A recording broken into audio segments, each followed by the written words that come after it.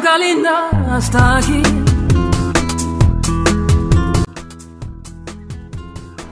Ocho candelas para mí.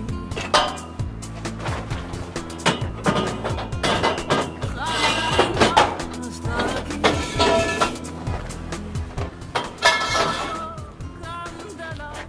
بیا منم تا یه جایی برسون دست دارتن.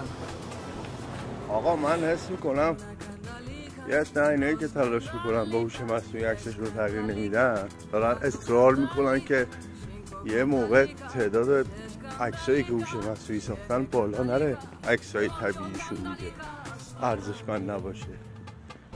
بابا نترس بابا، باشه ما باور میکنیم عکسایی که شما تو هر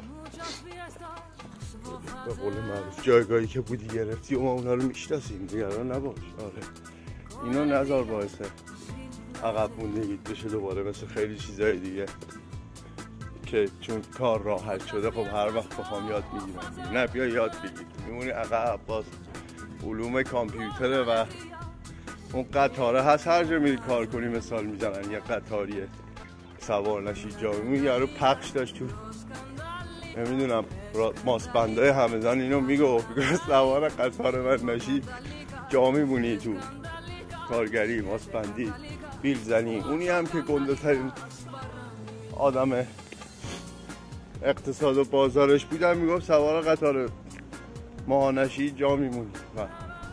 آره الان وقت سوار قطار شدنه دوستان. قطار هم شهناز معناز نمیشتد.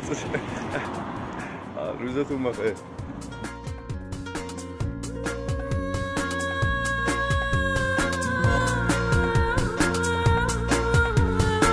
Los pastelitos